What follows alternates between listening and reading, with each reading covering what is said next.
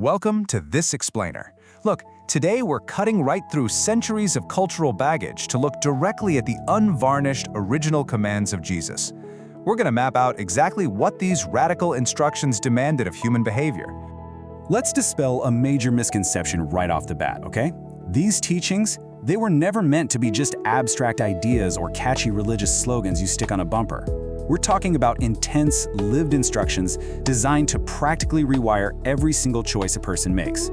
This is all about establishing a completely new behavioral baseline. To really wrap our heads around this massive paradigm shift, we're going to take an inside-out approach. We'll start with the core heart orientation, move into radical devotion and purity, then transforming relationships, money, and possessions, and finally wrap up with leadership, mission, and society. All right, part one, the core heart orientation. The source material here entirely redefines the whole concept of belief. Being born again isn't just, nodding along to historical facts or adopting a new intellectual worldview. It's actually a lot like a complete factory reset on your smartphone. It's a total inner transformation where a person gets a brand new operating system and new desires that alter their entire direction in life. It literally starts from the absolute core. And that brings up a really stark contrast in how we actually live out our days. We all know the pressure of keeping up appearances, right? The absolute exhaustion of managing what everyone else thinks about us. But here, fearing human opinion is literally categorized as empty, performative religion. The alternative? Prioritizing ultimate approval through sincere, inside-out integrity.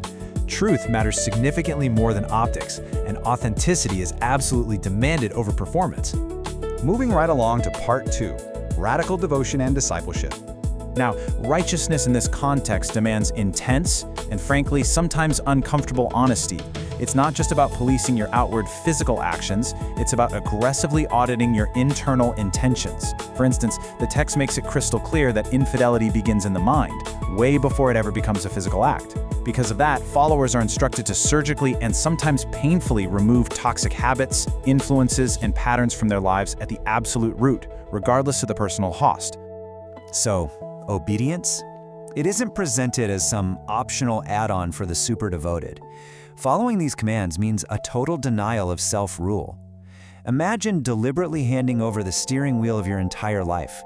It requires turning away from sin and taking on His yoke, basically accepting absolute authority as your permanent governing structure. And here's the crucial part. You adopt this structure knowing full well it might bring direct, personal hardship. That brings us to part three, transforming conflict and relationships. This actually brings up a really fascinating, highly practical question from the text. When you're wronged, insulted, or attacked, how exactly are you supposed to respond? Well, the historical answer here runs completely contrary to basically every basic human instinct, biological survival mechanism, and modern concept of pride. The absolute mandate here is a total rejection of retaliation. Look, our natural reflex is to respond to harm with harm, right? We want to aggressively defend our personal rights and boundaries. But the instruction here is a posture of willing self-giving.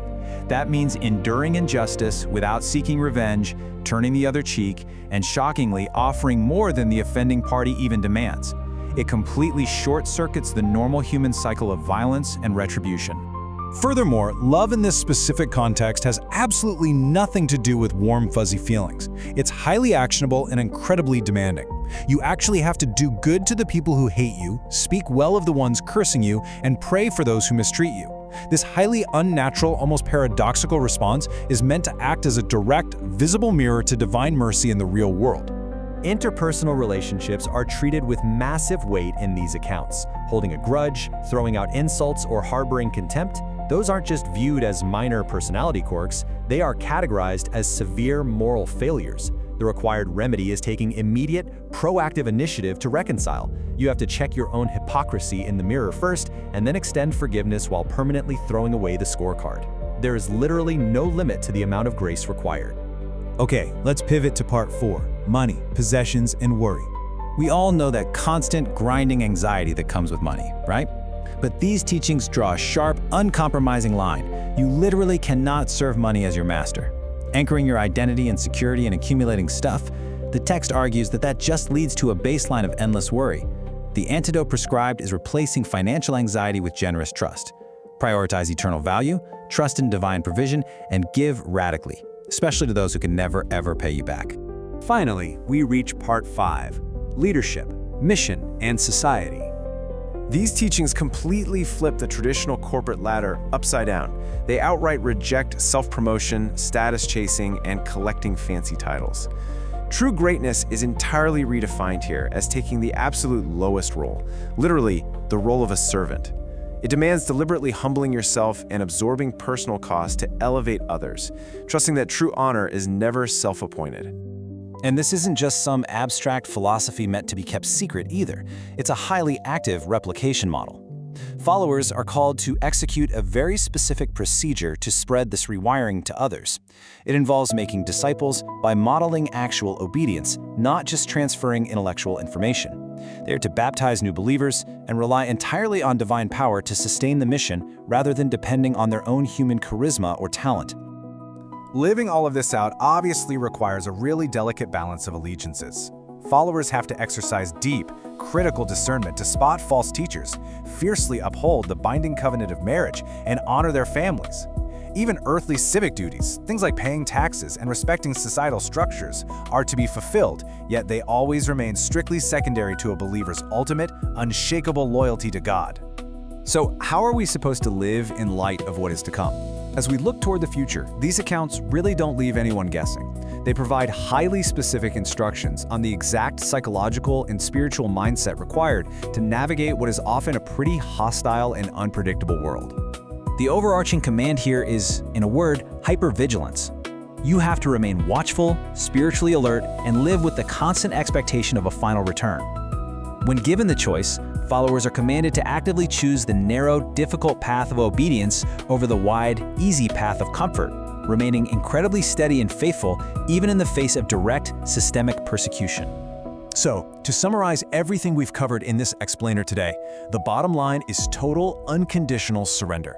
The ultimate goal is a life that's thoroughly governed by this radical rule across every conceivable dimension: your innermost heart, your relationships, your wallet, your response to pain, and your citizenship.